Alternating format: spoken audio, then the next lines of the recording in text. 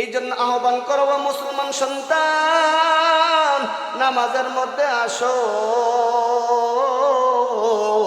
মালিকি ইয়াউমিদ্দিন,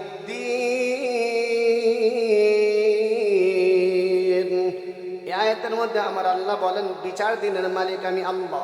অর্থাৎ বিচার দিনের মালিক যে আমার আল্লাহ, দুনিয়ার মালিক আমার আল্লাহ, আসমানের মালিক আমার আল্লাহ, জমিনের মালিক আমার আল্লাহ। তাহলে বোঝা যায় কিয়ামতের দিন আমার আল্লাহ যেহেতু বিচার করবে, ওই বিচারের সম্মুখীন সবারই হতে হবে।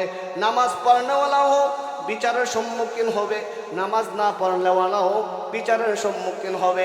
এই জন্য আহ্বান করব মুসলমান সন্তান, নামাজের মধ্যে আসো।